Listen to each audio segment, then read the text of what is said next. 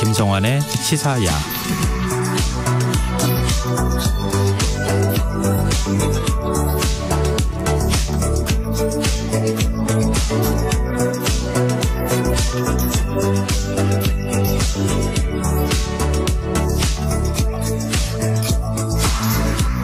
하루의 마무리, 오늘도 함께 하시죠. 시사평론가 김성환입니다. 비올리스트 이혜수 씨가 클래식 분야의 최고 권위를 자랑하는 ARD 국제음악 콩쿠르 비올라 부문에서 우승했다는 반가운 소식이 전해졌습니다. 더 깊이 들여다보는 인터뷰는 오늘은 K-클래식을 이끌어가는 젊은 연주자 이혜수 씨와 이야기 나누는 특별한 시간 준비되어 있습니다. 그리고 화요일마다 찾아오는 시간이죠. 빅데이터를 통해 인터넷 이슈를 살펴보는 이슈 이스타 코너도 마련되어 있으니까요. 많은 관심 부탁드립니다.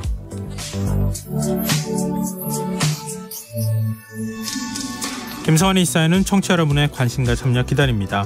방송 내용과 관련해 의견 있으신 분들은 문자 보내주십시오. 당첨된 분들께는 모바일 쿠폰 보내드릴 텐데요. 참여하실 번호는 샵 9730이고요. 짧은 문자 50원, 긴 문자는 100원의 이용료가 부과됩니다. 또 저희 방송을 유튜브를 통해서도 실시간으로 시청 또 참여하실 수 있는데요. KBS 라디오 채널 들어오셔서 구독, 좋아요 많이 눌러주시길 부탁드립니다. 김성환의 시사야, 그럼 지금 시작하겠습니다.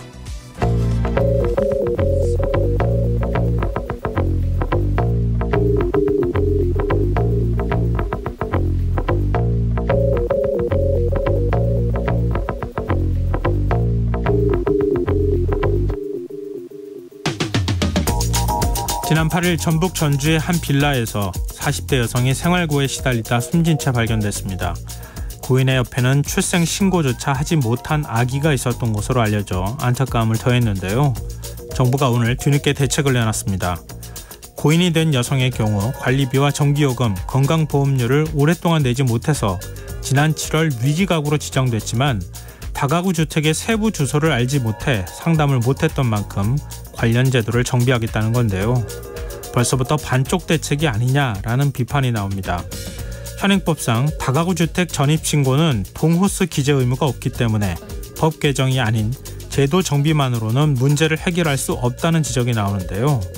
결국은 행정력 뒷받침 없이는 상황을 바로잡을 수 없다는 이야기가 바로 그래서 나옵니다. 문제는 정부가 찾아가는 복지 서비스로 사각지대를 없애겠다고 하지만 현장 인력이 턱없이 부족하다는 건데요. 실제로 숨진 여성이 속한 주민센터에는 위기가구 발굴 업무를 담당하는 공무원이 단 한 명뿐이었다고 하죠. 상황이 이렇다 보니 지난 2014년 송파 세모녀 사건, 지난해 수원 세모녀 사건 같은 비극이 계속해서 반복되고 있는데요. 우리 사회가 놓치는 사람들이 더 이상은 없어야 하지 않을까요? 정부가 부디 이번만큼은 제대로 된 보완책을 내놔 주길 기대합니다.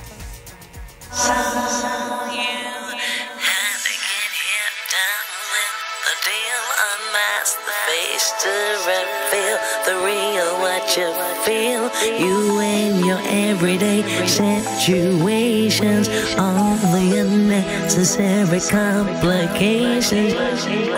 오늘 밤 당신 안에 꿈틀거리는 지식 충전 본능이 깨어납니다. 여러분의 자유탐구 영역 김성환의 시사야.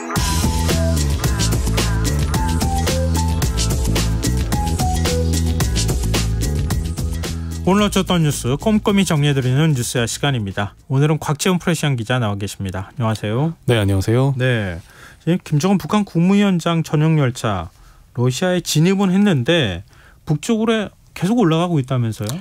네, 당초 유력 행선지로 꼽혔던 이 블라디보스톡을 지나서 계속 올라가고 있는데요. 예? 4년여 만에 성사된 이 김정은 북한 국무위원장과 블라디미르 푸틴 러시아 대통령 간의 정상회담 장소는 아무래도 블라디보스톡이 아니라 아무르주 보스토치니 우주기지가 될 것을 지금 유력한 것으로 알려졌습니다. 네. 오늘 일본 교도통신 보도에 따르면 통신은 러시아 당국 소식통을 인용해서 김 위원장과 푸틴 대통령이 보스토치니 우주기지에서 회담할 예정이라고 보도했는데요. 이 소식통에 따르면 두 정상은 회담을 한 뒤에 인근 하버롭스크주 산업도시인 꼼소몰 스크나 아무레에 있는 수호이 전투기 생산 공장도 방문할 계획이라고 합니다. 극동 연해주 블라디보스톡에서 열린 동방 경제 포럼에 내가 거기에 갈 것이다 뭐 이렇게 언급을 하긴 했는데요. 예. 다만 김정은 위원장과의 회담에 대해서는 언급하지 않았습니다. 그럼 당초 우리가 예상했던 것보다는 상당히 거리가 있는 곳으로 이동하고 있다 이렇게 봐야 되겠네요. 네. 지금 북러 정상회담이 성사되는 건 거의 기정사실이나 다름이 없는 거죠? 뭐 현재로서는 그렇게 보입니다. 그 사실 말씀하신 대로 지금 장소도 이 러시아의 우주 기지가 될 것으로 보이고 예. 또 뭐 동행한 인사들의 면면으로 봐서도 어떤 군사 과학기술 교류가 좀 주된 의제가 되지 않겠느냐 그런 관측이 있습니다. 북한이 우주 발사체를 발사를 했다가 계속 실패를 했던 거잖아요. 네. 거기에 이제 군사 위성을 싣고 싶어한다, 정찰 위성 싣고 싶어한다 이런 얘기가 있었는데 그 기술까지는 아직 못 간 것 같다 이런 얘기가 있었잖아요. 예. 그러니까 러시아의 지원이 지금 그런 면에서는 절실하다고 봐야 되겠죠. 네, 김정은 위원장과 같이 이제 김정은 위원장을 수행해서 러시아에 간 이제 북한 간부들이 누가 있는지를 보면 네. 대략 어떤 의제의 윤곽이라든지 이런 거를 좀 점칠 수도 있다 이런 분석이 나오는데요. 네.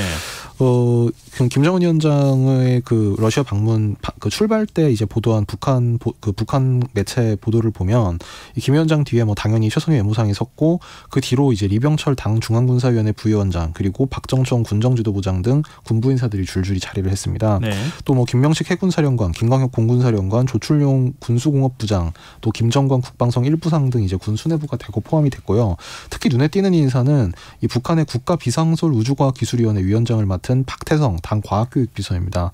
통일부 당국자는 오늘 기자들과 만나서 과학교육 담당인 박태성 비서가 동행하는 것으로 볼 때 과학 분야나 위성 등에서 논의가 있지 않을까 하는 우려가 있다고 전했습니다. 네.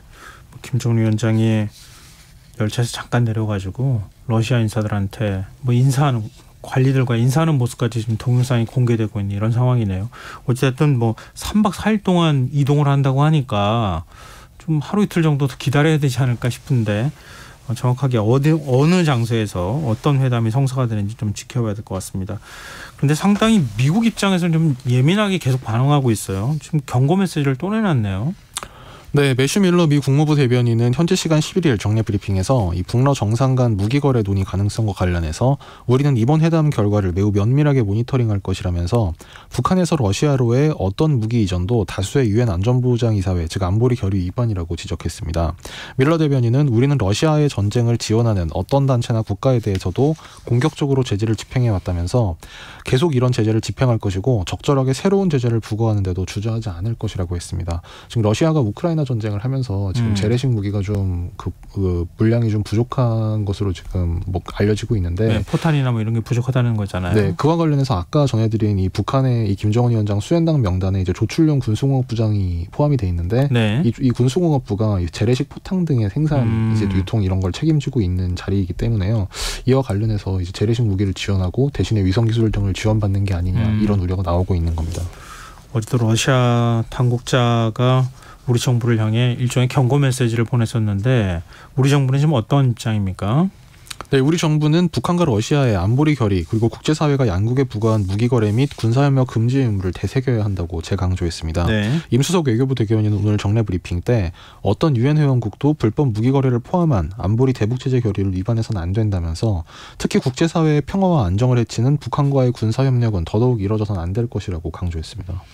화제를 좀 바꿔보죠. 이종석 국방부 장관 사의를 표명했다는 소식이 전해졌네요. 네, 이종석 국방장관이 오늘 오전 국무회의를 전후해 사의를 표명한 걸로 알려졌는데요. 예. 이 장관은 오늘 한국방송 KBS와의 전화 인터뷰에서 먼저 사의를 표명하지 않으면 정부에 엄청난 부담이 되지 않겠느냐 하면서 순리를 따라야 하지 않을까 생각한다 이렇게 말해서 사실상 사의 표명을 반쯤 인정을 했습니다. 아니 근데 뭘 부담스러워한다는 거예요?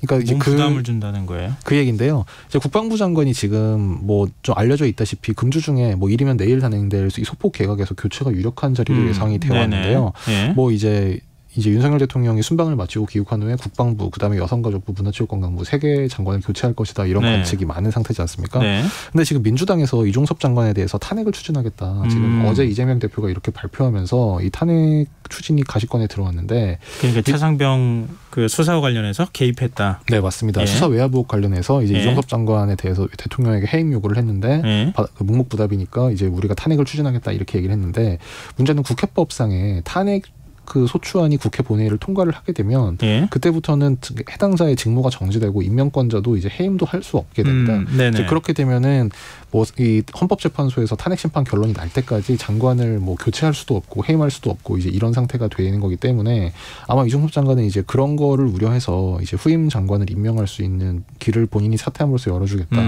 뭐 이런 지금 수를 둔 걸로 보입니다. 네, 알겠습니다. 지금 개각을 한다 하는데 지금 뭐 계속 설만 나오고 있는 상황이라서 결과가 나오는지 어떻게 나오는지 좀 봐야 될 것 같고요.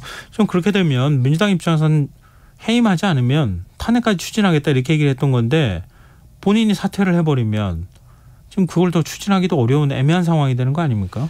네, 뭐 민주당은 이제 오늘 그리고 오는 14일 의원총회를 연달아 열어서 당론으로 이제 이종섭 장관 탄핵소추안을 발의하겠다 원래 이런 계획이었는데요. 예.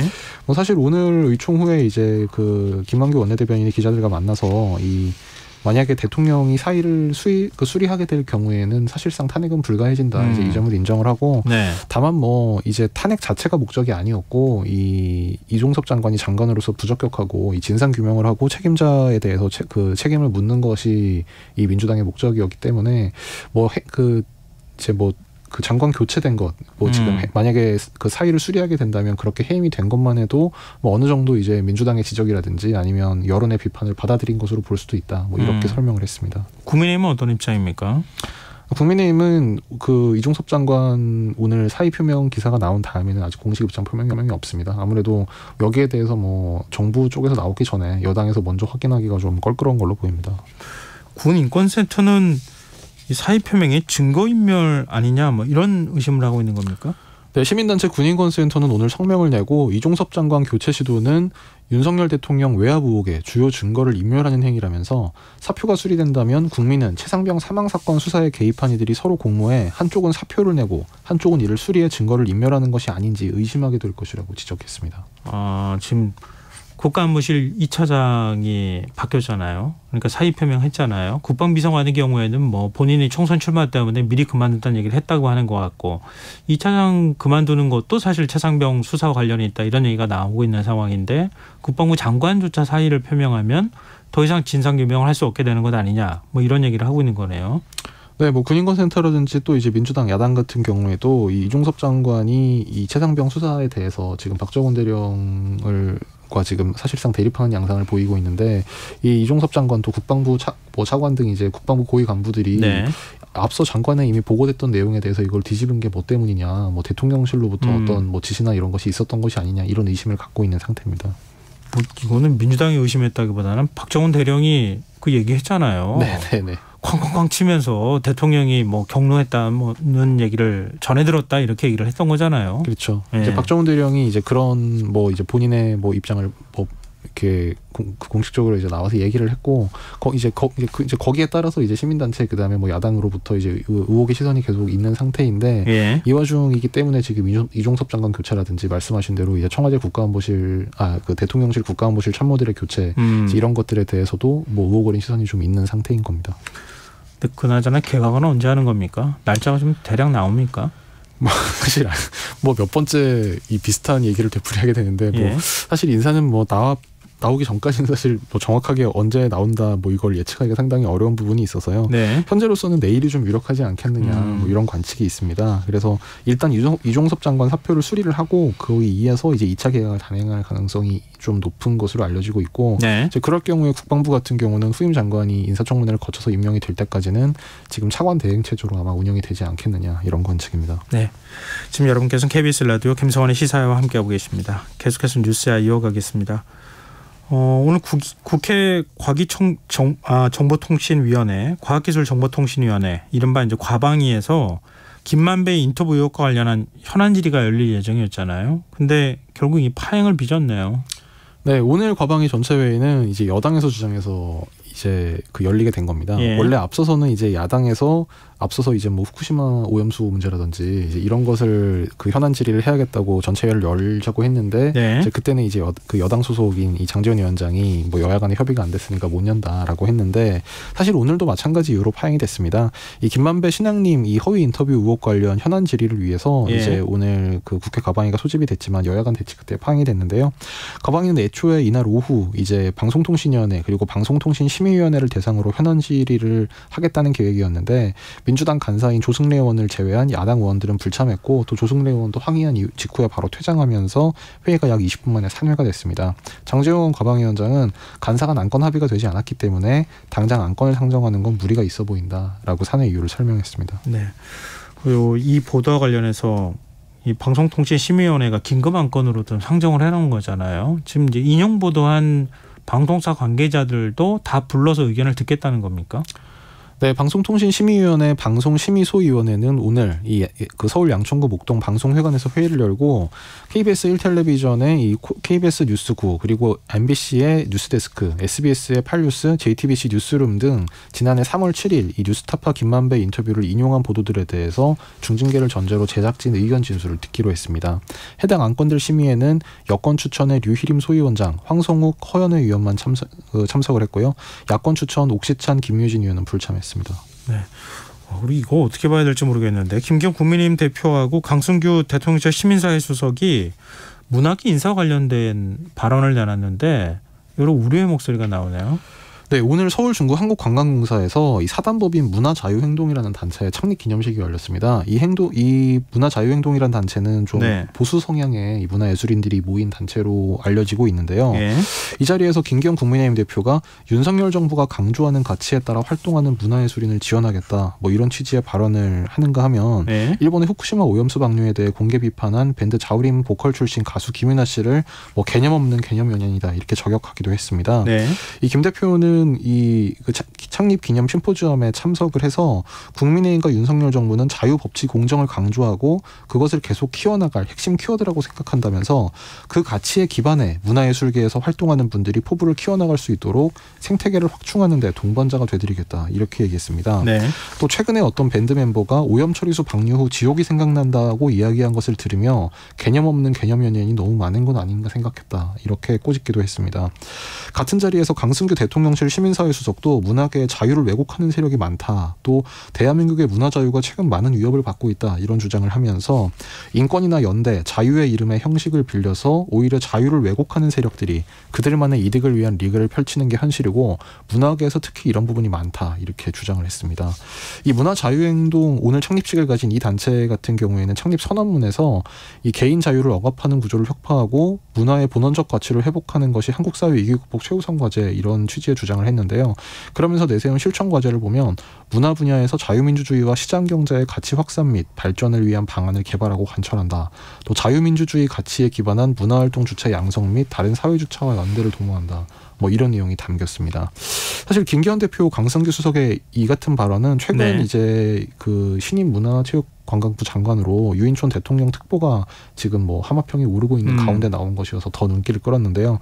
일각에서는 지금 그 유인촌 장관 기환을 두고 이명박 박근혜 정부 시절 뭐 문학의 블랙리스트 사태가 재현되는 거 아니냐, 뭐 현재 시점에서는 좀 앞선 것 같긴 하지만 그런 우려까지 나오고 있습니다.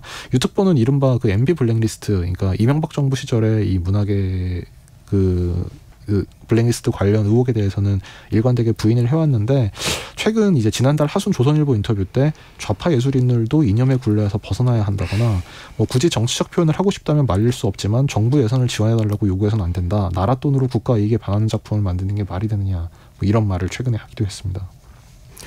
이른바 올드보이들의 교환이라고도 볼 수 있을 것 같은데 MB 시절에 장관을 했고 수석했던 사람들이 지금 다 복귀하고 있는 이런 상황이잖아요. 근데 지금 발언의 내용으로 보면 이게 좀 앞뒤가 안 맞는 말 같은데 문화 자유를 위해서 자유를 훼손하는 사람의 자유를 침해하겠다 이런 얘기가 다름이 없는 거잖아요. 그러니까 자유라는 게 어떤 뭐 자유로운 문화 예술 활동 보장 약간 그런 뭐 그런 의미로 쓰인 부분도 있겠지만 이 단체 뭐 강령 이제 이런 데서 나와 있듯이 어떤 그 자유주의 또는 뭐 자유민주주의 어떤 그런 특정한 어떤 이념적인 가치를 담은 뭐 그런 말로 지금 쓰인 것 같은 그런 부분도 군데군데 있습니다 보면요. 그래서 지금 이명박 정부 때 화이트리스트, 블랙리스트가 진짜 떠오르는 이런 상황인 것 같은데 이게 다 유죄 판결 났던 거잖아요.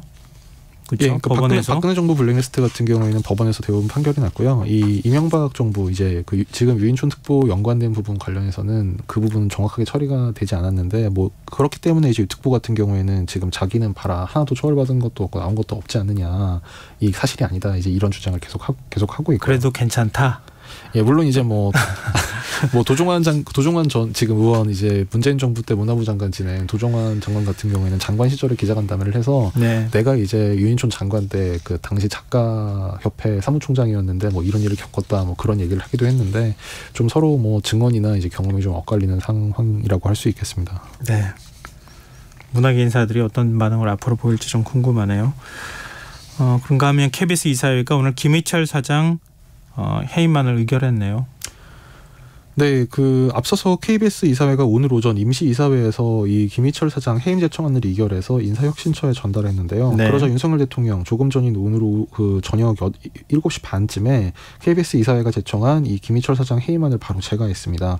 대통령실 대변인실이 이제 오늘 저녁 언론 공지를 통해 이같이 밝혔는데요. 앞서 KBS 이사회 때는 야권 인사 5명이 김 사장 해임은 부담하다고 주장하면서 표결 직전 퇴장하는 일도 있었습니다. 이게 윤석열 대통령이 방송 관련계 인사들은 해임안 굉장히 빨리 결재를 하는 것 같은데 개각은 왜 안 하는지 모르겠다 이런 생각을 좀 하게 되는데요. 지금 해임 과정에서 절차적 부당성이 있었다 이렇게 지금 야권 인사들이 주장했어요. 이사들이 주장했어요. 네, 야권 이사들은 지금 해임 제청 사유, 그러니까 이 당시에 해임 사유로 나온 것이 대규모 적자로 인한 경영 악화, 또 직원들 퇴진 요구로 인한 리더십 상실, 불공정 편향 방송으로 대국민 신뢰가 추락했다, 또 수신료 분리징수 관련 직무유기, 이제 이런 것이 해임 사유로 지금 올라온 건데요. 네. 이 사유가 논의 과정에서 수차례 변경됐고 오늘 표결 직전까지도 10건이었다가 6건이었다 이렇게 변경이 심하다면서 이것은 명백한 절차적 하자다 이렇게 주장했습니다. 반면 여권 이사 들은 해임 제청 사유 항목을 정리해 통폐합했을 뿐 내용 자체가 달라지진 않았다는 이유로 표결을 강행을 했는데요. 그러자 야권 이사들은 표결을 거부하고 퇴장했고 오후에 별도 기자회견을 열어서 이번 해임 제청안 처리는 절차와 내용에서 정당성을 전혀 갖추지 못해 위법이다. 여권 이사들의 독단적 처리에 엄중하게 항의한다. 이런 입장을 밝혔습니다. 이 당사자인 김희철 사장은 입장문을 내 사필 규정이란 말이 있다면서 과거에 그랬던 것처럼 이번에도 지루한 법정 공방이 계속될 것이라고 이 법정 대응을 예고했습니다. 화제를 좀 바꿔보죠. 민주당 이재명 대표 오늘 검찰에 다시 출석했네요. 네, 이재명 민주당 대표가 오늘 4시간 40분 정도 검찰 소환 조사를 받았습니다. 이 대표는 조사를 마친 후 이 검찰청사 후문으로 나와 형식적 질문을 하기 위해서 2차례나 이렇게 소환에 신문하는 것이 도저히 납득되지 않는다면서 왜 불렀는지 모르겠다. 역시 증거라는 증거는 하나도 제시하지 못했다. 이렇게 검찰을 비판했습니다. 네. 이 대표는 자신의 진술이 누락됐다며 지난 9일자 피의자 신문조서에는 오늘도 서명 날인을 하지 않은 것으로 알려졌는데요. 이 대표는 사실이 아니니 증거라는 게 있을 수 없고 그러다 보니 의미 없는 문서 확인을 하거나 이런 것으로 아까운 시간을 다 보냈다고 재차 질타했습니다. 네. 지금 이재명 대표 단식 13일째 맞고 있는 상황이잖아요. 민주당이 단식 중단을 권유하기로 했다고요. 네, 오늘 민주당 의원들은 오늘 국회 의원총회에서 이 대표와 이제 민주당 관련 검찰 수사 문제점 또 이 대표 단식에 대한 우려를 의총을 통해 공유했는데요. 예. 이 박광원 원내대표는 단식 중인 제1야당 대표에 대한 이딴 검찰의 소환 조사는 우리가 일찍이 보지 못했던 일이라면서 이 검찰의 이런 행태에 대해 많은 국민들이 지나치다고 보고 있다고 검찰을 비판했습니다. 그러면서 민주당 의원들은 이 대표에게 단식 중단을 좀 고려해달라는 건의를 전달하기도 했는데요. 어제도 이제 4선 이상 중진 의원들이 이제 이 대표를 찾아가 단식을 좀 만류를 했고 또 고 노무현 전 대통령 부인인 권양숙 봉화재단 이사장 또 박지원 전 비대위원장까지 찾아와서 단식 중단을 권유하기도 했습니다. 이 당내에서는 이 대표 단식이 장기화되면서 이른바 이 대표에 대한 좀 날을 세워왔던 비이재명계, 김영계에서도 비판 비난은 좀 자제하는 분위기가 지금 조성이 되고 있습니다. 네, 마지막 수로 가보죠. 당정이 오늘 교권보호 대책을 논의했네요. 어떤 얘기를 나눴습니까? 네, 국민의힘과 정부는 오늘 교원에 대한 아동학대 혐의 수사나 조사 시 수사기관이나 지방자치단체가 해당 교원이 소속된 교육지원청 교육감 의의 의견을 의무적으로 듣도록 한 법 개정을 추진하도록 했습니다. 이 법안은 아동학대 범죄의 처벌 등에 관한 특례법의 개정안인데요. 이 의원 입법으로 발의해서 신속하게 처리하고 또 경찰청 수사지침 등도 개정하기로 했다고 국민의힘 박대출 정책위의장이 당정 결과 브리핑을 통해 밝혔습니다. 이는 무분별한 고소고발로부터 교사들을 보호하려는 취지라고 박 의장은 설명했습니다. 네. 국회 차원의 논의가 좀 더 필요하긴 하겠네요. 자, 오늘 뉴스야 여기까지 하겠습니다. 지금까지 곽지원 프레시안 기자였습니다. 고맙습니다. 감사합니다.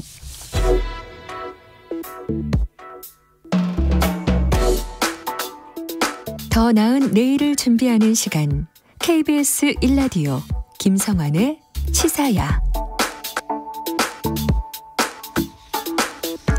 한국 음악가들이 세계 콩쿠르를 휩쓸면서 K-클래식 위상이 갈수록 높아지고 있죠.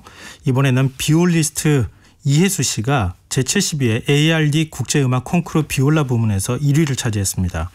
ARD 콩쿠르는 독일 최고 권위의 대회로 우리에게 잘 알려진 정명훈 지휘자 역시 이 대회 출신인데요.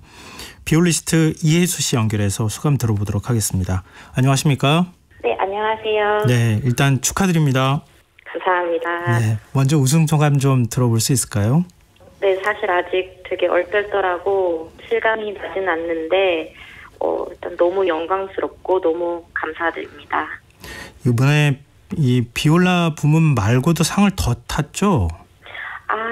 네.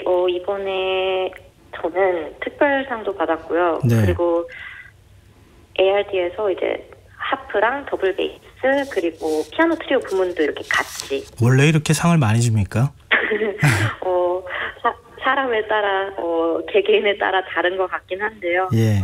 너무 감사드리죠. 아마 이렇게 많이 받지는 못할 것 같거든요. 아마 이번 연주가 굉장히 훌륭하지 않았을까 이런 생각이 드는데요. 지금 나이가 만 23세로 알고 있는데요. 국제 콩쿠르에서 우승한 게 이번이 처음이 아니더라고요. 네네. 5년 전쯤 2018년도에 이제 미국에서 열린 프림로즈 콩쿠르에도 참가를 했어서 그때도 감사하게도 우승을 했었어요. 그럼 같은 경쟁자들이 굉장히 긴장을 많이 했을 것 같은데요. 같이 연주하다 보면은 저 사람이 어느 대회에서 어떤 상을 받았던 사람이다 이런 걸 좀 알지 않겠어요? 아무래도 이제 워낙 음악계는 이제 서로 다 잘 알다 보니까 네. 들리는 것 같아요. 지금 몇 명이 대회에 참가를 한 겁니까? 비올라 부문에서?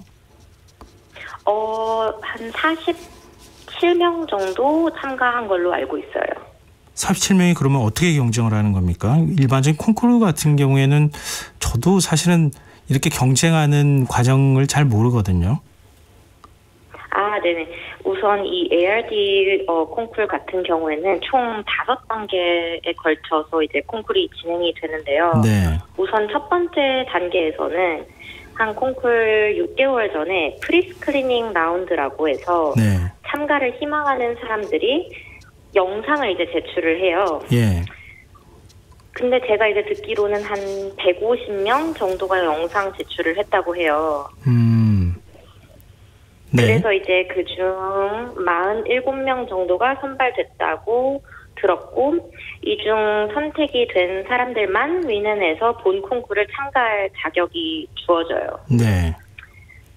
그러고 나서 이제 위넨 현지에서 1차를 통해 16명 정도가 추려지고 예. 2차 후엔 6명 그리고 세미파이널에서 최종 3인이 선택되어 그중 순위가 매겨지는데 그래서 굉장히 긴 여정입니다. 심사위원들은 똑같은 사람들이 심사를 합니까? 아니 그때 다른 심사위원들이 계시는데요. 매 콩쿨마다 이제 다른 심사위원이지만 이번 콩쿨 같은 경우에는 매 라운드 같은 심사위원 분들께서 심사를 하셨죠. 그러면은 한 연주자의 연주를 계속 반복해서 들으면서 경쟁자들을 탈락시키는 과정들이 있었고 마지막에 최종적으로 아무래도 심사위원들이 이 사람이 제일 낫다라고 하는 게 한 번 연주 들어가지고 결정하는 건 아닌 거네요. 네네. 근데 이게 ARD 콩쿠르가 역사가 61년 된 그 대회라고 하더라고요. 근데 늘 1위 수상자가 나오는 건 아니라면서요. ARD 콩쿠르가 특이하게도 이제 1등을 잘 주지 않는 콩쿠르라고 들었어요. 저도. 그럼 심사위원 마음에 안 들면 1등 안 주는 거예요? 그런 것 같아요. 근데 지금 7명밖에 지금 61년 동안 안 나왔으면은 이번에 비올라 부문에서는 확실히 우승을 줘야 되겠다. 정말 그 정도로 기량이 뛰어나다 이렇게 심사위원들이 판단한 거네요. 아무래도 감사하게도 그런 것 같습니다. 우승하신 분한테 이런 얘기를 계속 캐무니까 제가 오히려 조금 이상한 느낌이 드는데요. 아무래도 객관적으로 굉장히 훌륭한 연주였다 이렇게 판단을 했을 거라고 믿고 싶습니다. 근데 지금 석사 과정도 마쳤다고 들었거든요. 근데 아까 나이를 얘기하다 보니까 우리나라에서 이제 대학 졸업할 나이인데 어떻게 석사 과정을 벌써 마쳤습니까?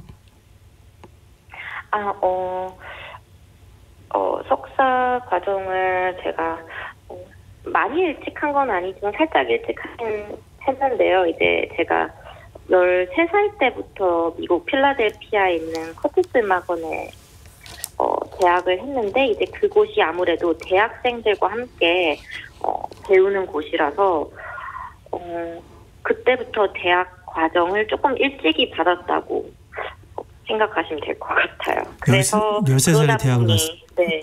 13살에 대학생들하고 같이 배웠어요? 네, 함께 이제 오케스트라도 하고 수업도 받고 네, 그랬습니다. 그러면은 비올라를 배우기 시작한 건 그보다 훨씬 더 어린 나이겠네요? 한 8살쯤 때부터 시작했던 것 같아요. 그럼 음악 영재셨네요. 그러니까 국내에서 비올라를 배우고 굉장히 연주를 뛰어나게 한다. 이렇게 생각해서 빨리 유학을 보내자. 이렇게 결정한 겁니까? 제가 워낙에도 이제 미국에서도 살았던 경험이 있고 해서 다양한 경험을 해보고 싶어서 일찍이 유학을 선택했던 것 같아요. 그러면서 결국은 대학도 일찍 들어가고 석사과정도 일찍 밟는 이런 코스를 다 밟아오셨다 이렇게 볼 수 있겠는데요. 이번에 결선 무대에서 연주한 곡이 혹시 어떤 곡이었습니까? 이번 결선 무대에서는 예. 월튼 비올라 콘체르토를 연주했습니다. 이게 개인적으로 좀 특별한 의미가 있는 곡입니까? 제가 비올라 콘체르토 중 가장 좋아하는 곡이기도 하고 예. 가장 자신 있는 곡이기도 해요. 결선 무대에서 연주 딱 끝내고 난 다음에 내가 우승하겠다 이렇게 생각이 드셨어요? 콩쿨이라는 특수한 상황이다 보니까 그런 확신은 솔직히 못했고요. 예. 그냥 최선을 다했고 그래서 후회는 없었습니다. 혹시 심사위원들이 연주 끝나면 어떤 부분이 훌륭했다 이런 점들은 설명을 혹시 해줍니까? 공개적으로 이제 관객분들께는 설명을 안 해드리고요. 예. 이제 개인적으로 이제 심사위원분들과 말씀을 나누면 그때 말씀을 해주세요. 그게 뭐라고 얘기를 해주시던가요? 굉장히 개성 넘치고 연주자의 색깔이 돋보이는 연주였다고 말씀을 해주셨어요. 이게 연주자 입장이 돼보질 않아서 어떤 점들이 개성이 있다고 말하는지 참 감이 안 오긴 하는데요. 이렇게 해석이라는 게 있는 거잖아요. 음악은 악보는 네네. 똑같다고 하더라도 그러니까 나름 그렇죠. 곡을 여러 가지 방식으로 해석을 연주자들마다 하지 않겠습니까? 네. 그러면은 이예수 연주자는 어떤 방식으로 해석하려고 하셨던 거예요? 곡의 이해를 먼저 시작해서 이제 작곡가에 대해서도 많이 찾아보고 작곡가의 다른 곡들도 들어보고 우선 저는 악보를 굉장히 오랫동안 들여다보는 편이어서 그러다가 이제 단서들을 하나씩 추려서 그거를 저만의 노래, 저만의 음악으로 만들려고 하는 편이에요. 이게 참 연주라는 게 굉장히 어려운 것 같아요. 보니까 우린 똑같은 걸 노래를 부른다 하더라도 다 사람마다 느낌이 다른 것처럼 연주자들마다 다 연주하는 게 다르지 않겠습니까? 근데 그런 면에서는 굉장히 고민이 많았을 것 같다 이런 생각이 좀 드네요. 근데 연주자들은 악기도 굉장히 중요하잖아요.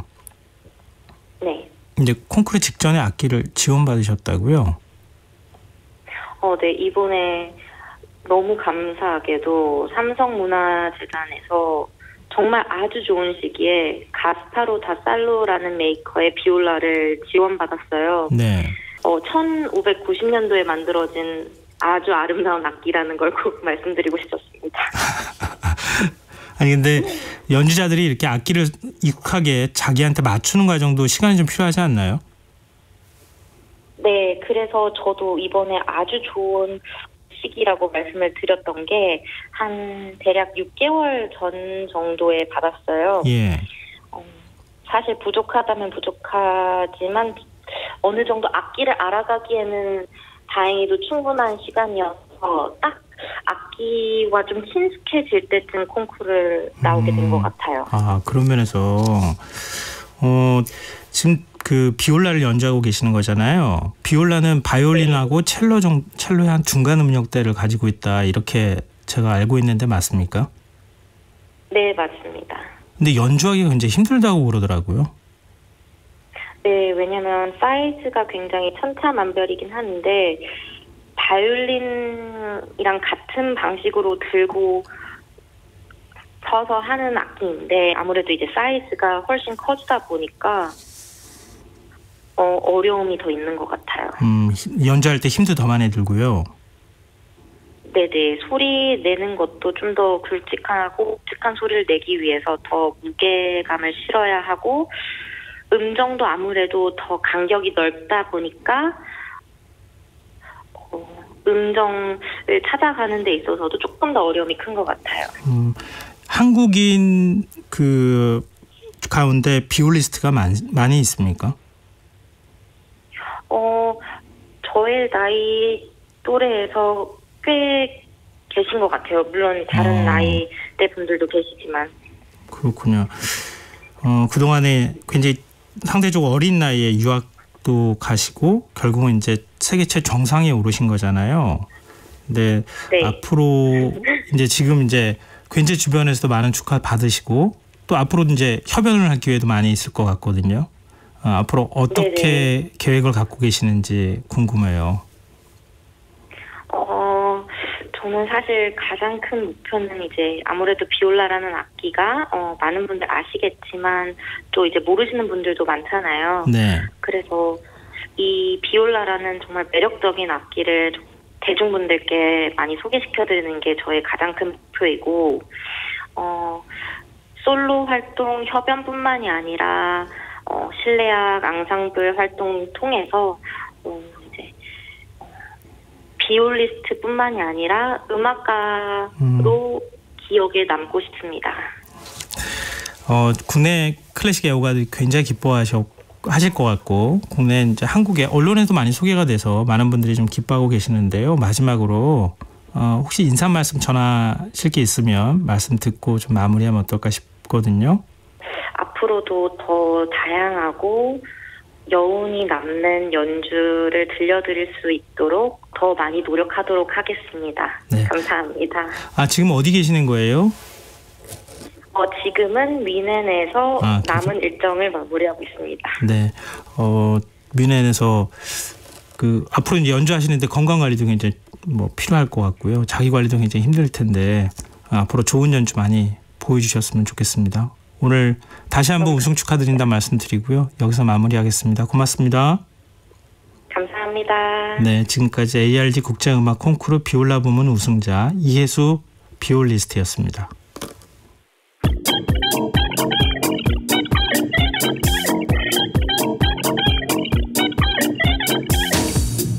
빅데이터로 인터넷 속 화제가 되고 있는 이슈 살펴보는 시간입니다. 이슈의 수다. 빅데이터를 읽어주는 남자 김덕진 IT 커뮤니케이션 연구소 소장 스튜디오에 나와 계십니다. 안녕하세요. 네, 안녕하세요. 반갑습니다. 김덕진입니다. 한 주간의 이슈 어떻게 뽑으셨어요? 네, 이번 한 주간 이 빅데이터에서 좀 화제가 된 것들 중에요. 첫 번째 주제는 사회 분야에서 좀 나왔고요. 키워드는 신상폭로라고 하는 키워드입니다. 네? 이건 무슨 얘기입니까? 대전에 이제 우리가 교사분께서 안타깝게 이제 생을 마감하신 일이 있었잖아요. 예. 악성 민원에 시달리다가 스스로 세상을 떠난 이 대전 초등학교 교사 관련돼서 가해자로 지목된 학부모의 신상을 폭로하는 SNS 계정들이 등장했다는 겁니다. 이게 한 번 계정이 차단됐는데 또 다른 계정이 등장을 해서 이 누리꾼들 사이에서 갑론을박이 이어지고 있고요. 지난 10일에 이제 인스타그램에 이제 대전교사 사망 사건 가해자로 지목된 학부모의 신상이 공개되는 계정이 나왔는데 이제 이 내용을 보면 이렇게 써놨습니다. 소개글을 24년차 여교사를 자살하게 만든 살인자 자식들의 얼굴 사돈의 팔촌까지 공개하겠다라고 이제 내용을 썼고요. 네. 가해자로 지목된 대전 지역 학부모 가족의 얼굴 사진 또 전화번호 주소 직업 사업장 등을 표시한 게시물이 40건 정도 등록이 됐어요. 그래서 이제 계정 운영자가 어떤 사람은 이거 선을 넘었다고 할 수 있는데 저들 때문에 뭐 남편은 사랑하는 아내를 잃었고 엄마는 딸을 잃었고 두 아이는 엄마를 떠나보내며 한 집안이 풍비박산 났다라고 지적을 했고 그러면서 뭐 눈에는 눈, 이에는 이라는 방법으로 잘못을 일깨워주고 싶다. 뭐 이런 식의 이야기를 하기도 했습니다. 네. 그리고 이게 또 이제 사람들에게 놀라움을 줬던 게 운영자에 대해서 이제 댓글들에 그러면 사람들이 뭔가 글을 쓸 거잖아요. 거기다가 글을 내리지 않으면 신고하겠다라고 일부 누리꾼의 메시지를 썼거든요. 그랬더니 이 만든 사람이 정말인지 모르겠는데 어쨌든 해볼 테면 해봐라. 나 지금 만 10세 촉법소년이다. 그러니까 본인이 10살이라고 이제 주장을 하는 거예요. 10살인 사람이 이런 계정을 만들었다라고 지금 나이를 공개한 것입니다. 그러면서 이제 이 계정에 하루 만에 8천여 명 정도의 팔로워가 생겼었는데 결국 11일 오전에 이게 차단이 됐거든요. 근데 11일 오후에 또 다른 계정을 만들어서 시즌2라고 하면서 팔로워가 지금 6천 명 이상 돌파되기도 했습니다.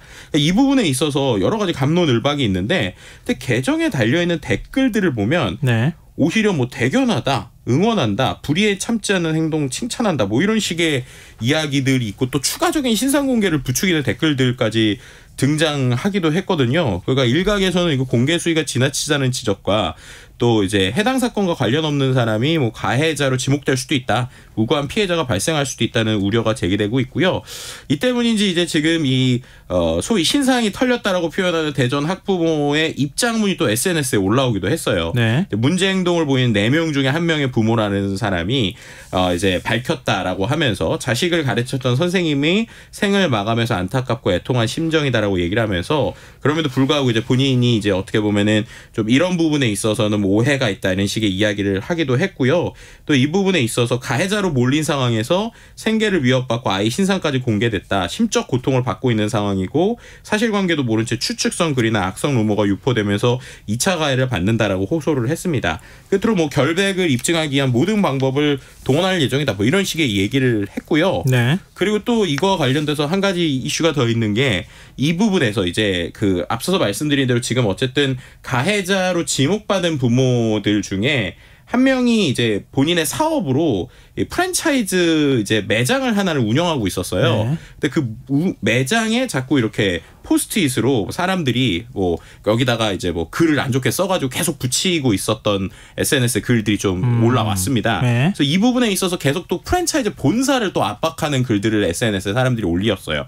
그랬더니 결국 이 프랜차이즈 본사가 점주가 이 운영했던 점주가 사실관계 여부를 떠나서 브랜드와 다른 지점에 피해를 입히지 않고자 자진 폐업 의사를 본사로 전달했다라고 하면서 계약을 해지했다라고 하는 내용이 11일에 또 올라오기도 했습니다.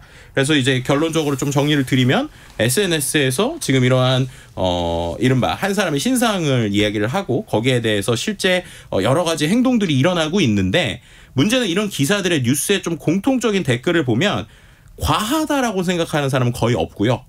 대부분이 다 이거에 대해서 뭐 어떻게 보면 정당하다, 응원한다 뭐 이런 식의 이야기가 나오고 있다라고 하는 게 지금의 조금 이 상황에 대해서 바라보는 각도들을 좀 많은 생각을 할 수밖에 없게 되는 뭐 이러한 이슈다라고 볼 수 있을 것 같습니다.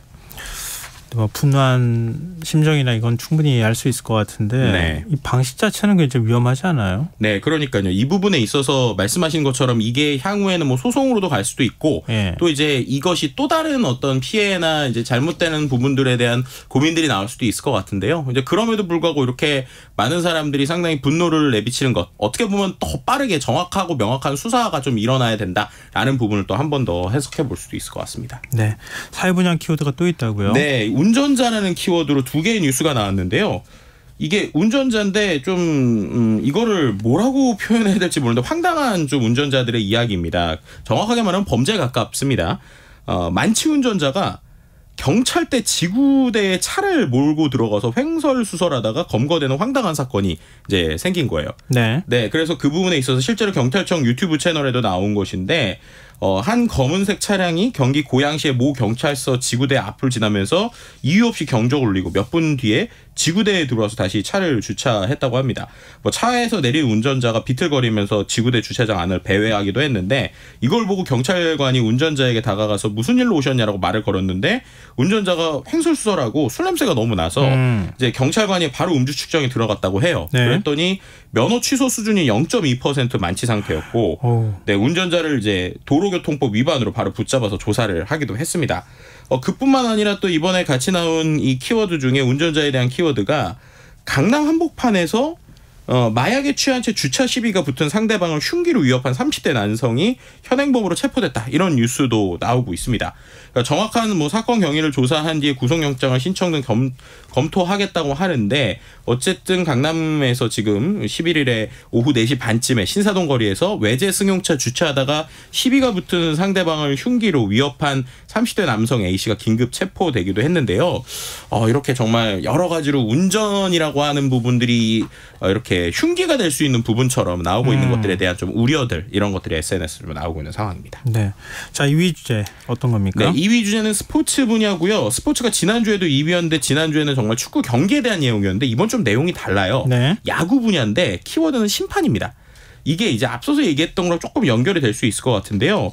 이게 어떤 거냐면 지난 8월 26일 날 있었던 이제 사건이에요. 그러니까 정확하게 말하면 사건이라기보다는 일이 일어난 건데 이때 그때 26일 날에 주심으로 나왔던 윤상원 심판이라는 분이 있어요. 네. 근데 그분이 이제 마지막 이제 9회 말 2사 1루 상황에서 NC와 LG가 경기를 하고 있었거든요. 네. 근데 거기에서 이제 마지막에 NC 선수가 이제 친 거를 LG 선수가 잡아서 경기가 끝나는 걸로 보였는데 네. 갑자기 심판이 손을 들고 실은 내 발에 맞았다. 근데 이제 발에 맞게 되면 기본적으로 지금 이 야구의 경기 룰상 안타로 쳐준다고 그래요. 그래가지고 결국에 안타 처리가 됐고 네. 오히려 그게 이제 그걸로 연결이 되면서 원래 거기서 경기가 끝났어야 되는데 NC가 결국에는 역전승을 했거든요. 그러니까 LG가 원래 끝나는 경기로 알고 있었는데 네. 그러자 저녁에 이제 심판에 대해서 가족까지 살해하겠다 뭐 이런 식의 글들이 계속 올라온 거예요.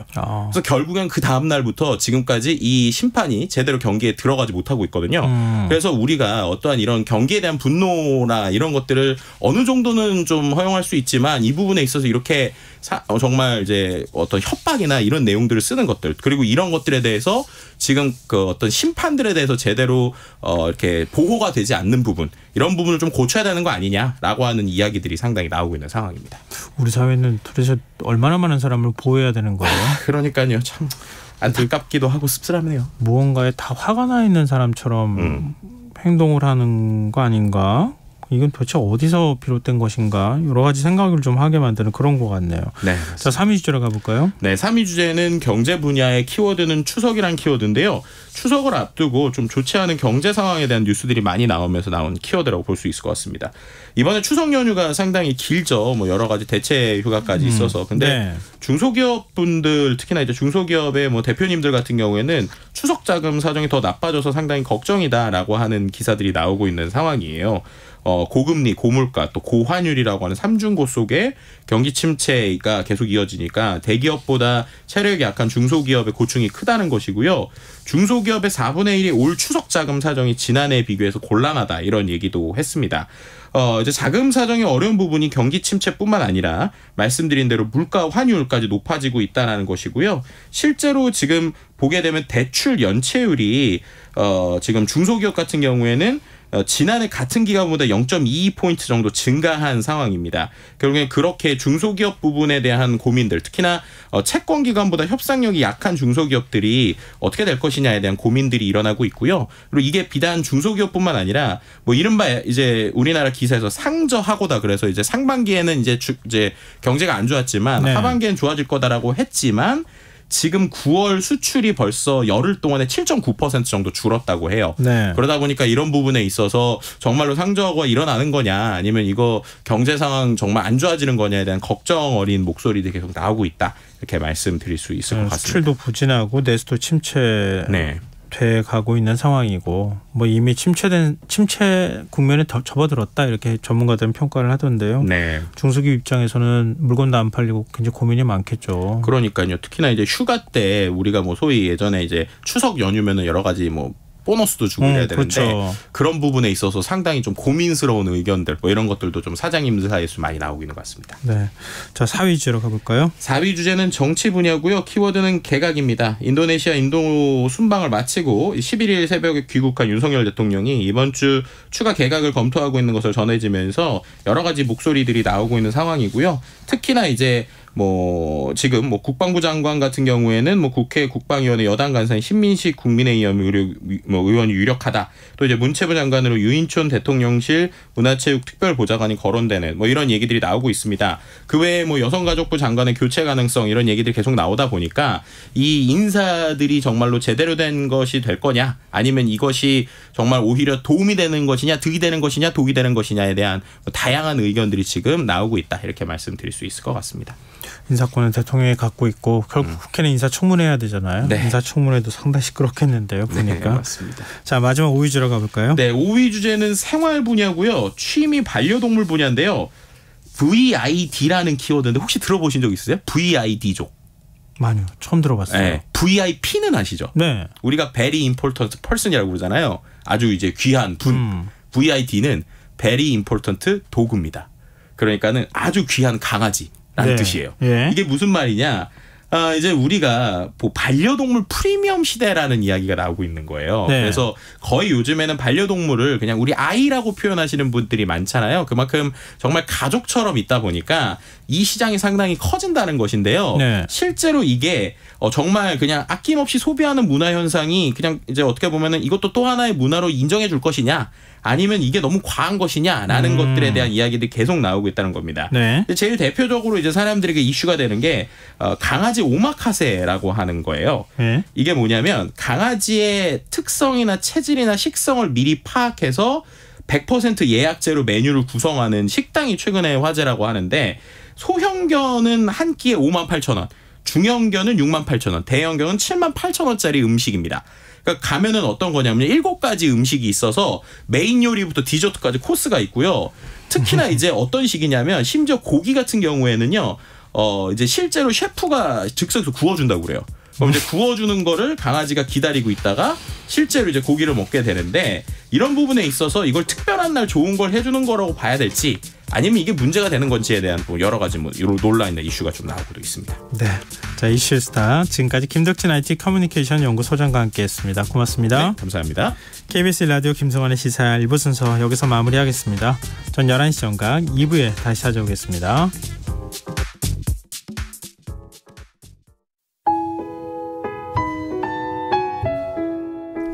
청취자 여러분, 위기가정을 찾아주세요. 어려운 경제 상황 속에서 긴급한 경제적 지원이 필요한데도 복지 사각지대에 놓여 있어 아무런 지원도 받지 못하고 극한 상황으로 내몰리고 있는 위기가정이 늘고 있습니다. KBS 강태원 복지재단에서는 사회안전망에서 벗어나 위기에 처해 있는 가정을 발굴해 긴급 지원하는 사업을 진행합니다. 여러분 주위에 스스로의 힘만으로는 도저히 일어설 수 없는 힘든 이웃이 혹시 있는지 찾아봐 주세요. 우리 사회의 건강한 구성원으로 신속히 복귀할 수 있도록 KBS 강태원 복지재단이 작은 힘을 보태겠습니다. 여러분의 제보 전화를 기다립니다. KBS 강태원 복지재단 제보 전화 1533-0900, 1533-0900입니다.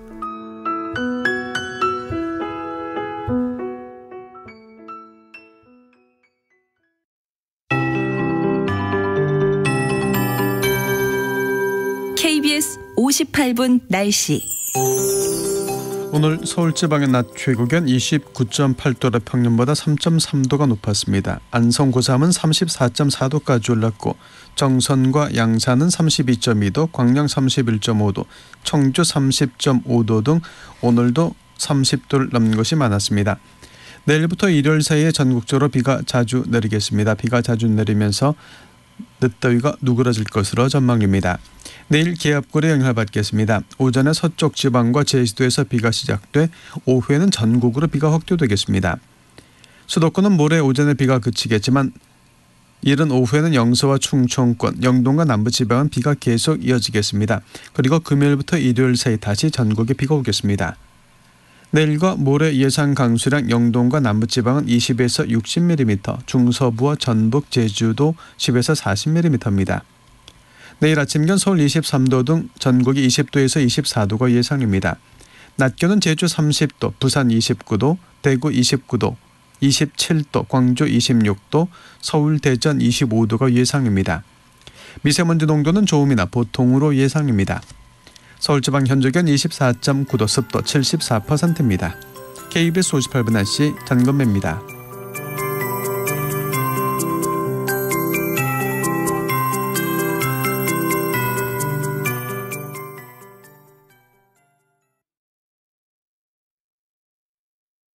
정성을 다하는 국민의 방송 KBS가 11시를 알려드립니다.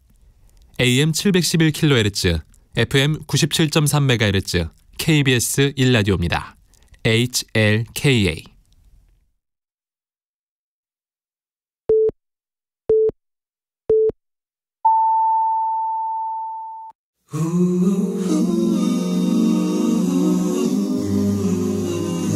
이 밤 그냥 보내긴 아쉬우니까요.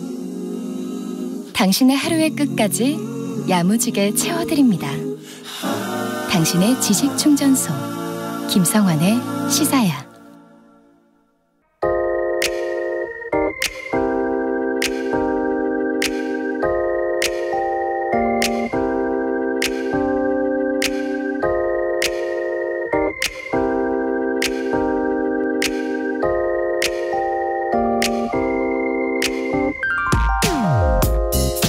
노벨상 후보로 꼽히고 있는 중국 현대문학을 대표하는 작가 위화. 며칠 전 대표적인 인생과 허성감 매열기 출간을 기념해 방한했다는 소식을 접했습니다. 중국 사회 모순을 날카롭게 지적한 그의 작품을 인상 깊게 읽었던 터라 자연스럽게 기자간담회에서 나온 이야기에도 관심이 갔는데요. 위화가 세계 출판 문화에 대해 걱정하는 대목에서 문득 눈길이 멈췄습니다. 세계 어디든 도서 판매량이 점점 줄고 있어 책이 출간될 수 있는 기회가 줄어들지 않을까 걱정된다.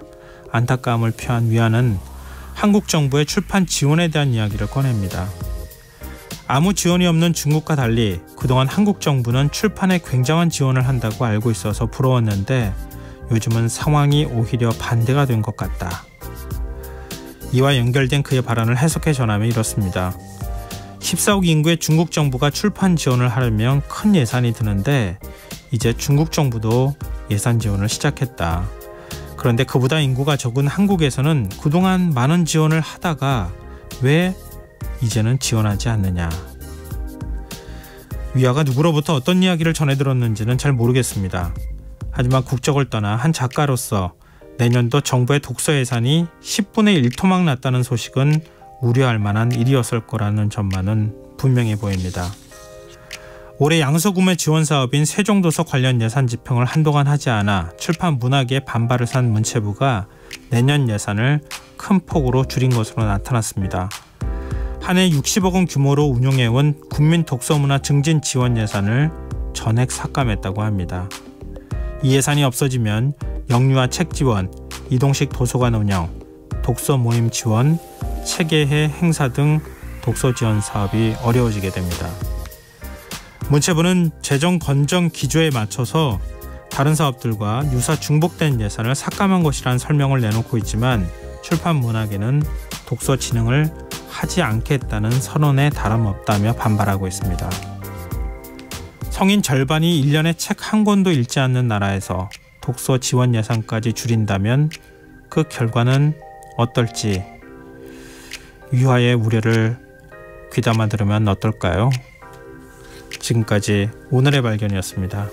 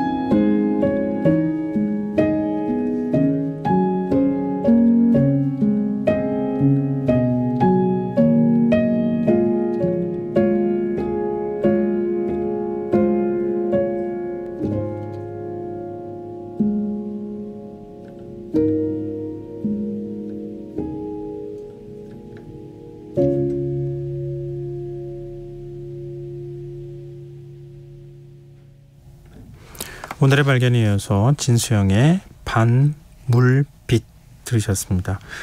김성환의 시사는 언제나 청취자 여러분의 관심과 참여 기다립니다. 청취자분들의 의견 계속 들어오고 있습니다. 전효선님, 독서문화 증진이 미래를 위한 가장 확실한 투자인데 안타깝네요. 이렇게 의견 주셨어요. 그렇죠. 책 읽는 것만큼 미래에 대한 확실한 투자가 사실은 없는 거죠. 근데 우리가 책을 많이 안 읽는 것도 사실이고요. 그런데 많이 안 읽는데 지원을 해왔는데 그 지원하는 예산조차 없어지면 어떡하느냐 이런 걱정의 목소리가 좀 나오고 있는 상황인 것 같습니다. 그리고 임정환님, 독서문화 증진 사업 관련 예산 코드 자체가 사라졌다는 기사를 보니까 더 믿을 수 없는 일처럼 보이네요. 도시든 시골이든 책 한 번 읽기 귀한 세상이 되어가는 것 같아서 속상합니다. 이런 점들은 다시 원상복구되었으면 해요. 이렇게 의견 주셨어요. 이 국회 차원에서 좀 더 노력을 해야 되지 않을까 싶어요. 예산안은 이미 국회에 제출이 됐고요. 국회에서 예산안 심사할 때 이것 말고도 굉장히 늘려야 할 부분이 많다고 민원이 들어오고 있는 예산들이 엄청나게 많은데 글쎄 어디까지 다시 되살릴지는 잘 모르겠어요. 국회 협의 과정을 좀 지켜봐야 될 것 같습니다. 그리고 책을 요즘 잘 안 읽는 것도 사실인 것 같아요. 유튜브는 굉장히 열심히 보고 있거든요. 아마 유튜브 보시는 시간 생각하면 책을 조금 그 시간 나눠서 읽으면 어떨까 그런 생각도 들고요. 저도 고등학생 아이가 있지만 유튜브 못하게 하니까 막 화를 내더라고요. 근데 책은 안 읽는 것 같아서 저도 좀 걱정입니다. 책 좀 많이 읽으라고 잔소리 열심히 하고 있는데 어디까지 말을 들어줄지 잘 모르겠네요. 책은 계속 손에서 이렇게 잡고 손에서 놓지 않는 습관을 좀 계속 유지하는 게 중요할 것 같아요. 한 번쯤 이번 기회에 책 읽기 문화에 대해서 같이 한번 고민해 주셨으면 좋겠다 이런 생각이 듭니다. 네, 청취자분들 의견 계속 기다리고 있겠습니다. 저희가 추첨해서 당첨된 분들께 모바일 쿠폰 선물로 드리겠습니다. 참여하실 문자 번호는 #9730이고요. 짧은 문자 50원, 긴 문자는 100원의 정보 이용료가 부과됩니다. 콩 게시판 KBS 라디오 유튜브 채널을 통해서도 무료로 참여하실 수 있습니다. KBS 라디오 김성환의 시사야와 함께하고 계신 지금 시각은 11시 9분입니다.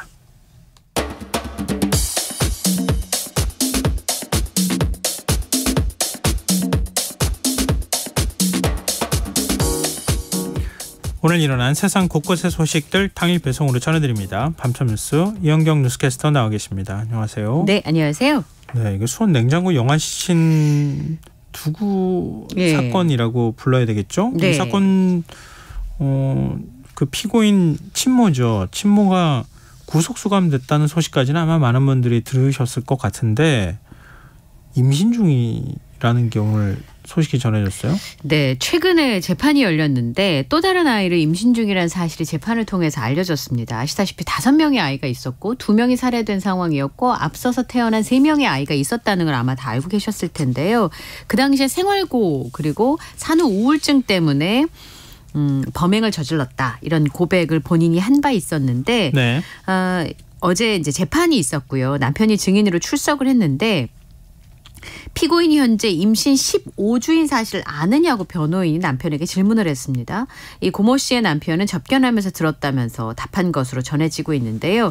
그러면 15주이면 임시기간을 고려해 본다면 아내가 계속 임신 출산을 반복하고 있는 상황이었고 수사기관에 발각되기 전에 임신을 한 것으로 추정할 수가 있습니다.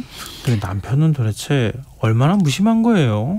예, 그 아이 부분은 2명이 지금 그 살해돼서 냉장고에 있다는 것도 몰랐다 그러고 네. 지금 아내가 임신 중이라는 것도 몰랐다 그러고 굉장히 이제 무관심하다는 질책이 신문 과정에서 변호인으로부터 있기도 했었는데요.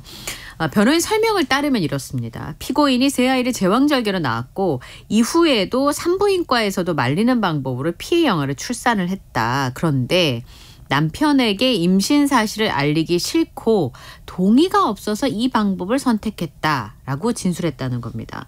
남편이란 사람이 왜 무책임하게 피임도 신경 쓰지 않았는지 화가 난다는 지적도 했었는데요. 네. 이 남편은 똑바로 행동했다면 아내가 그렇게 행동하지 않았을 것이라면서 배우자에게 보이지 않는 가해를 지속해서 범행을 했다고 생각하고 책임감을 느낀다라고 답을 했습니다. 경찰은 친부도 조사를 한 거죠? 네. 그때 왜 친부는 기소를 안 했습니까? 불송치 결정이 내려졌는데요. 예. 6월 30일에도 혐의가 없다고 보고 살인방조 혐의를 지금 받고 있는 부분에 대해서 불송치 결정을 내렸는데 검찰에서는 아내의 임신 사실을 알고 있었다라는 그 증거를 더 확인해달라며 재수사를 요청을 했습니다. 경찰에서 이제 아내와 남편이 주고받은 휴대전화 메시지 기록을 살피고 보강 수사를 했는데 특별한 증거가 나오질 않았어요. 예. 그리고 소환 조사를 했었어도 유의미한 증거가 없었고요. 그 당시에 출산할 때 병원에 입원했을 텐데 그 당시에 보호자 서명이 있었는데 그것도 본인이 허위로 작성한 거라는 기존 결과가 유지가 됐습니다. 필적 감정을 해보니까 남편의 필적으로 볼 수 없다라는 결론이 경찰로 당도했고요. 그래서 이제 경찰 관계자의 설명은 보강 수사를 했음에도 불구하고 이 남편이라는 사람이 지금 진행자께서 지적하신 것처럼 임신 사실을 알고 있었고 살인을 방조했다라는 증거가 현재는 없다는 겁니다. 뭐 물론 당연히 증거주의니까 네. 우리 뭐 형사소송법도 그렇고 그렇게 되어 있는 건 맞는데 평상시에 수사하는 태도하고 별로 그렇게 뭐 이렇게 평상시의 모습하고 비교하자면 언제부터 이렇게 했나 이런 생각이 들 정도인데요. 남편이 책임이 없는 게 아니잖아요. 그럼요. 그렇죠. 몰랐다는 것만 지금 얘기를 하고 있는 건데. 그러니까 증거를 찾지 못했다라고 하는 게 더 정확한 표현일 것 같고요. 근데 이제 아이를 가져서 낳아본 제 입장에서 같이 사는 사람이 어떻게 그걸 모를 수 있을까? 그러니까요. 지금 아이가 3명인 거잖아요. 예, 얘기를 하자면. 예, 5명인데 2명이 살해가 된 거잖아요. 예. 아이를 낳고. 예. 그리고 지금 1명을 더 임신했다는 건데 예. 그게 모를 수가 없거든요. 그러니까 출산한 아이는 모를 수가 없으니까 네. 출산하지 않은 아이가 셋이나 있는 건데 그걸 몰랐다고 하는 게 이게 과연 맞는 건가? 예. 글쎄요. 저도 좀 이해가 잘 안 되네요. 네.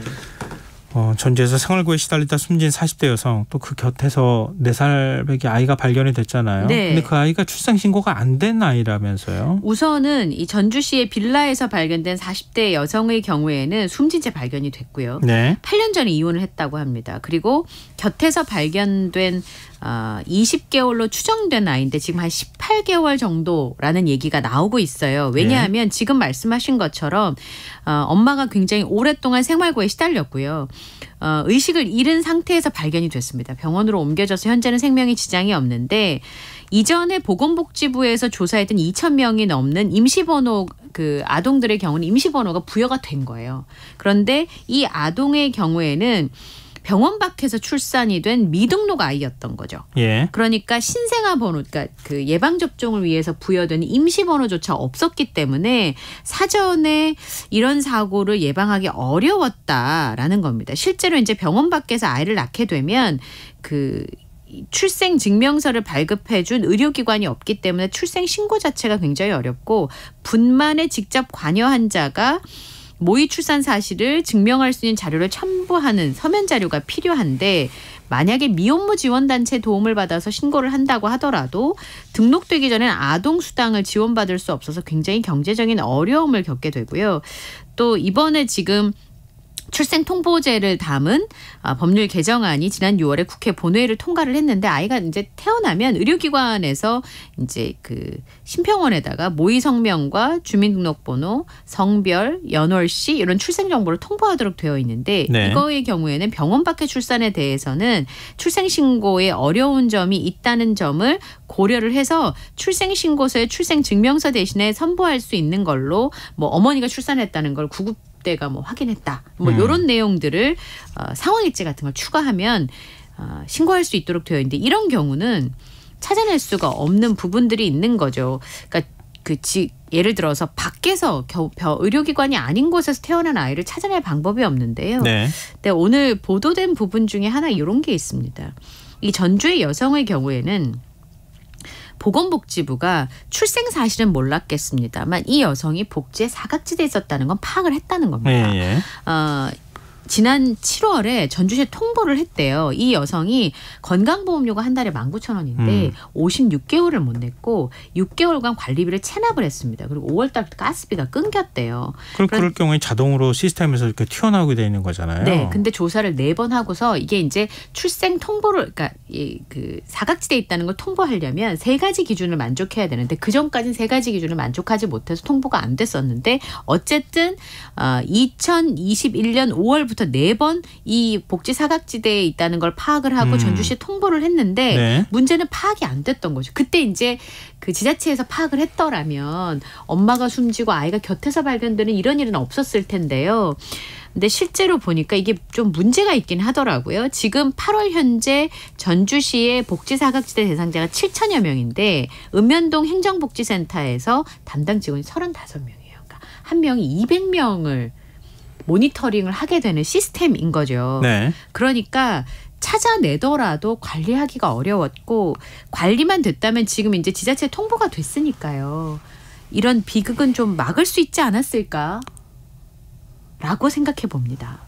이게 이런 사건이 발생하면 뺑뺑이처럼 이렇게 계속 순환해요. 논리가. 맞아요. 예. 그러니까 지금 이렇게 만약에 전기요금, 가스요금이나 이런 것들이 몇 개월 이상 미납하게 되면 자동으로 시스템에서 걸러내게 돼 있잖아요. 그래서 이제 그 복지 담당 각종 이제 주민센터나 이런 데에서 통보를 해주면 가서 확인해 보라는 뜻이잖아요. 네. 인력이 없어서 우리 갈 수가 없어요. 이러면 어떻게 돼요? 시스템에 의미가 없는 거 아닙니까? 그렇죠. 계속 그러면은 담당 공무원을 늘려야 되는데 공무원 늘리는 건 또 임금 비용이 들어가는 거죠. 그때만 안 된다 그러고. 그러니까 담당 공무원을 늘리는 건 당연한 것이고 사실은 이런 경우는 집주인이나 이웃들이 파악을 해서 함께 신고를 해주면 참 좋은 상황이긴 합니다만 현대사회에서 사실 그렇기가 어렵고 특히 이렇게 생활고에 시달리거나 사각지대에 있는 분들은 외부와의 관계가 연결이 안 되어 있는 경우가 훨씬 더 많기 때문에 네네. 네. 그런 부분들에 있어서도 굉장히 아쉽죠. 예. 근데 여기에 무슨 대책이 또 나올까 궁금하네요. 그렇죠? 예. 더 다른 대책이 뭐가 있을까? 공무원 담당 공무원들, 복지 담당 공무원들 굉장히 고생한다는 얘기 많이 했었잖아요. 네, 그렇죠. 급여도 그렇게 많지 않고요. 예. 근데 지금 발견된 아이는 그럼 누가 돌보게 되는 겁니까? 우선은요, 친척들을 좀 찾아봐야 되는 상황이에요. 아이가 의식을 회복을 했고요. 건강 상태를 확인하기 위해서 검진을 받고 있는데 최근에 이제 발육 상태나 아이가 이제 돌 정도 됐다고 연락을 친구한테 했었대요. 숨진 엄마가. 네. 그러니까 그때를 계산해 봤을 때 한 18개월 정도 20개월이 안 된 것으로 파악이 되고 있는데요. 계속 엄마를 찾고 있어가지고 굉장히 안타깝고요. 친인척한테 먼저 아이를 맡을지 의향을 물어볼 예정이라고 합니다. 타 지역에 언니와 오빠가 있는 것으로 파악이 됐어요. 전주에도 있고. 네. 그래서 만약에 여건상 형제들이 아이를 키울 수가 없다면 별도의 후견인을 지정을 해서 지역 시설에 맡기거나 가정 위탁 보호를 추진할 계획입니다. 그리고 현재는 친부를 찾는 게 사실상 좀 불가능한 상황이래요. 그러니까 주변 사람들을 통해서 확인을 했습니다만 이 아이의 아빠에 대한 얘기는 주변 분들도 아는 분들이 거의 없는 상황이고 네. 심지어 성조차 엄마의 성을 따랐다고 합니다. 지금 이런 상황에서 우선 출생신고를 해야 되는 상황이에요. 그래서 사회복지전산관리번호를 부여를 하고 성본 찬서를 통해서 출생신고를 하고 그러면 지금 입원한 병원비를 비롯한 세부 내용을 적극적으로 지원하는 방안을 시에서 검토한다고 하네요. 네. 알겠습니다. 다음 뉴스로 넘어가 보겠습니다. 우리 모로코 강진 상황도 좀 살펴보죠. 지금 네. 사망자 수가 계속 늘어나고 있어요. 게다가 골든타임이 지금 지난 상황인데요. 3,000명이 육박을 하고 있습니다. 모로코 내무부를 인용해서 모로코 국영TV가 발표한 내용을 보면 지진 사망자가 2,901명입니다. 부상자는 5,530명인데요. 전날보다 하루 만에 지금 전날이 2,681명이 사망했다고 발표를 했는데 사상자 규모가 굉장히 커지고 있습니다. 근데 유엔 발표를 보면 직접적인 사상자뿐만 아니라 30만 명이 강진으로 피해를 입었던 것으로 추정을 하고 있습니다. 현재 내부 상황이 정확하게 알려지고 있지 않기 때문에 실제로는 아마 사망자도 훨씬 더 많고 부상자나 피해자가 많을 것으로 추정을 하고 있습니다. 게다가 게다가 이 지역의 건물이 점토벽돌로 만들어져 있기 때문에 잔해 아래 공기층이 적어서 사망자가 속출하고 있다고 하는데요. 현재 나오고 있는 사망자 숫자는 제가 말씀드린 것처럼 그런 상황인데요. 이미 이제 골든타임도 지났기 때문에 사망자 숫자는 더 늘어나고 지금 이 느린 속도로나마 수색 작업이 진행되고 있는데 생존자 발생률이 현저히 떨어지고 있는 상황입니다. 부상자 중에 중환자 숫자가 굉장히 많고요. 아까 말씀드렸던 것처럼 가옥의 대부분이 지진에 아주 취약한 구조로 만들어져 있어요. 진흙, 벽돌, 목재주택이기 때문에 완전히 무너졌을 때 철강이나 콘크리트처럼 버텨줄 수 있는 재질로 만들어진 게 아니어서 훨씬 더 잔해에 매몰됐을 가능성이 굉장히 크고요. 더 큰 문제가 스페인과 카타르, 영국, 아랍에미리트 등의 4개 국가의 원조만 지금 모로코 정부에서 받아들이고 있는 상황이잖아요. 그리고 이제 외국에서 도와주고 있다고 하는데 심지어 독일의 기술구조팀은 모로코행 비행기를 타려고 공항에 모였는데 모로코 당국에서 입국 허가를 내주지 않아서 집으로 돌아가기도 한 상황입니다. 피해가 더 많이 늘어나지 않을까 걱정이네요. 네. 리비아에서도 뭐 수천 명이 사망했다 이런 소식이 전해지는데 여기는 폭풍우 때문이에요? 홍수 때문에요. 그러니까 폭풍으로 인한 홍수인 거죠. 2천여 명이 넘게 사망하고 수천 명이 실종된 상황입니다. 지중해 일대를 휩쓸면서 사상자를 낸 폭풍의 이름은 데니얼이고요. 리비아 동부를 강타했습니다. 피해가 집중된 곳은 수도인 트리폴리에서 동쪽으로 900km 떨어진 항구 도시인 데르나다인데 여기가 인구가 10만 명 정도 된다고 합니다. 그런데 비가 너무 많이 내리니까 주요 교량 4곳과 댐이 붕괴가 됐어요. 그래서 댐이 시 전체가 이제 댐이 터진 다음에 급격하게 물이 불어나니까 피해가 굉장히 커지고 있는 상황인데요. 이게 게다가 여기 건물이요. 노후 건물이래요. 이탈리아 식민 지배를 받던 당시에 지어졌던 80년 전에 지어진 건물이니까 이렇게 큰 비가 내리고 뚝이 터지면서 물이 거의 데르나를 관통해서 흐르는 모습들. 천둥 번개를 동반하는 폭풍우가 벵가지 시내에서 촬영된 모습들이 지금 X의 소셜미디어를 통해서 공유가 되고 있습니다.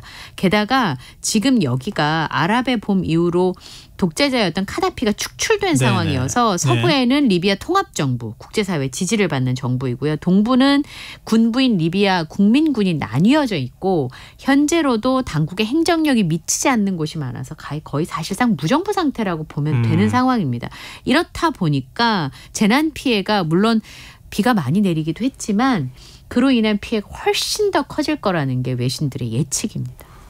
근데 리비아 이쪽은 뭐 우리 사막이라고 생각할 정도로 건조한 기후를 가고 있는 지역인데 이렇게 폭풍우가 휩쓸어서 비가 많이 내릴 거라고 상상도 아마 못했을 것 같아요. 네, 지금 최소 사망자가 2,000명 그리고 5, 6천 명의 실종자가 발생했다라고 하는 게 그 리비아 국민군의 대변인이 발표한 내용인데 훨씬 더 많을 것으로 예상이 됩니다. 네, 좀 안타깝기도 하고 그러네요. 이렇게 계속 내전 상황이나 다름없는 이런 상황 때문에 많은 분들이 좀 힘들어했을 텐데 자연재해까지도 사실 이렇게 덮치니까 하늘도 도와주지 않는 것 같다 이런 생각이 드네요. 자, 지금 여러분께서는 KBS 라디오 김성원의 시사회와 함께하고 계십니다. 밤타면서 계속 이어가겠습니다. 신림동 등산로 성폭행 살인사건 피의자 최윤종이 재판에 넘겨졌네요. 네. 검찰에서 사건을 송치받고 나서 주거지와 인터넷 검색, 게임 채팅 내역을 압수수색하고 통합 심리 분석 등의 보완 수사를 진행을 했습니다.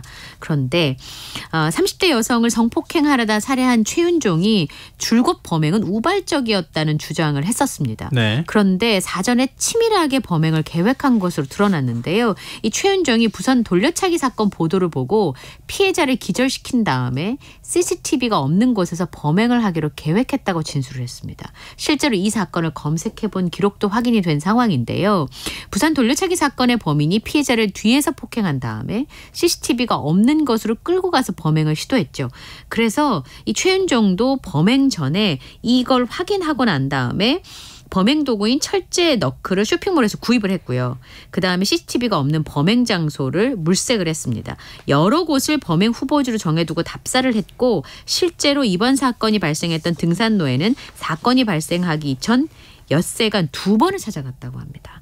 그래서 범행 장소는 사람이 다니는 등산로에서 조금만 벗어나도 아래로 가파르게 경사진 지형이었기 때문에 범행을 은폐할 수 있는 장소였다고 검찰에서 얘기를 했고요.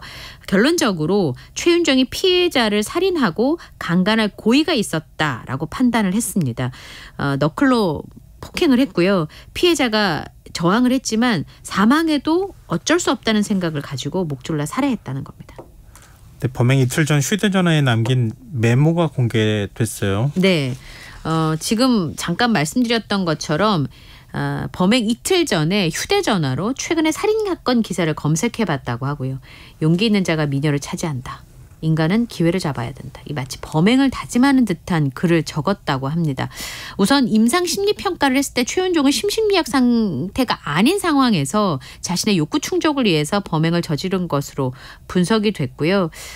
그리고 그 성범죄는 미수에 그쳤습니다만 직업이 없던 최윤종이 게임 커뮤니티에 글을 짧게 쓰는 거 말고는 은둔형 외톨이였던 것으로 조사가 됐습니다. 그리고 군복무 기록을 확인했고요. 심리평가를 한 상황에서 심신미약 상태는 아니다 이렇게 판단을 했는데 범인은 성폭행의 의도는 인정하지만 사람을 숨지게 할 의도는 없었다라고 하는 입장을 계속 견지하고 있습니다. 지금 뭐 혐의 내용만 보면 그 이제 계획범이자 네. 악질적인 범행을 저지른 사람이다라고밖에 볼 수가 없네요. 지금 이 상황만 봐도. 예. 오히려 더 걱정이 돼요. 이런 거 보니까. 네. 이게 사실은 우리 치안이 무방비였던 거 아닙니까? 그렇습니다. 다음 뉴스로 가보겠습니다. 서울시가 기후 동행 카드라는 거를 내놨어요. 네. 6만 5천 원만 내면 이게 일종의 정기권인데 그러면 지하철, 시내버스, 마을버스, 따릉이. 뭐 자전거 따릉이도 네. 다 쓸 수 있는 건데 예. 경기도와 인천에서 막 반발하고 있어요.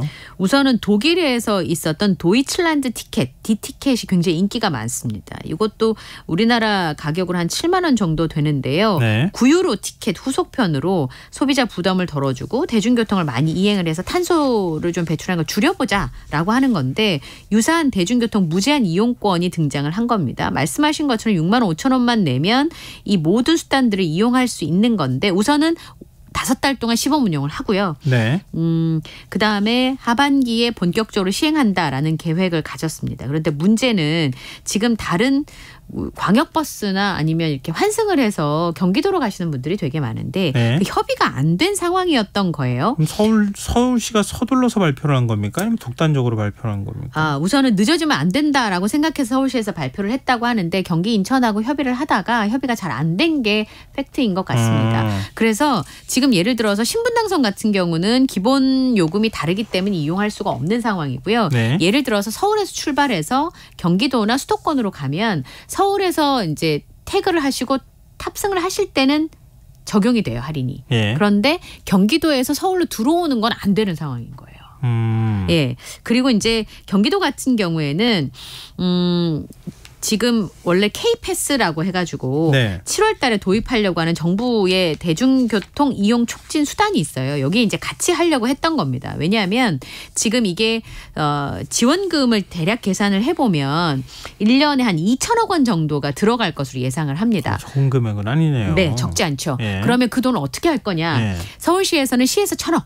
그다음에 버스 지하철이 절반씩을 나눠서 부담하겠다라고 하는 계획을 세웠어요. 예. 그러면 버스하고 지하철이 지금 반발하고 있거든요. 그 정도 이제 부담을 지는 게 어렵기 때문이죠. 경기도는 그럼 1,000억을 부담하는 게 괜찮을까요? 이제 그런 부담 때문에 협의가 잘 안 됐던 거였는데 네. 서울시에서는 늦어지면 안 되겠다고 판단을 했기 때문에 빨리 발표를 하면서 경기도에서 굉장히 볼멘 소리가 나오고 있고요. 국토교통부에서도 K패스를 이제 진행할 생각이었는데 먼저 서울시에서 이렇게 발표를 하고 나니까 유기적으로 연결돼야 되는데 그런 부분에 있어서 볼멘 소리가 나오고 있습니다. 근데 국토부도 K패스 도입하려고 했다 그러면은 K패스 네. 형태로 같이 이렇게 묶어서 할인할 수 있는 방법들을 찾으면 되는 거 아닌가요? 그러니까 K패스 같은 따로 경우는 내놓지 않고 일정 기간 이상 쓰게 되면은요 요금 가운데 20에서 53%를 환급해주는 방식인데 만약에 서울에서 무제한 교통카드가 나온다고 하면 이게 또 위축될 수 있는 가능성이 충분히 있습니다. 자, 마지막 뉴스입니다. 중국의 요소 수출 통제 소식이 알려진 이후에 네. 뭐 우리 정부는 뭐 문제 없다고 얘기를 하고 있지만 사재기 현상이 나타나고 있다고요? 예, 그렇습니다. 지금 환경부에서 한국석유공사 유가정보시스템 오피넷에다가 요소수 재고를 공개를 했거든요. 예. 근데 주유소 3,103개 가운데 97%가 요소수 재고가 있다 그래요. 3,000개가 넘는 주유소에서. 그런데 일시적으로 지금 요소수 수요가 몰리고 있습니다.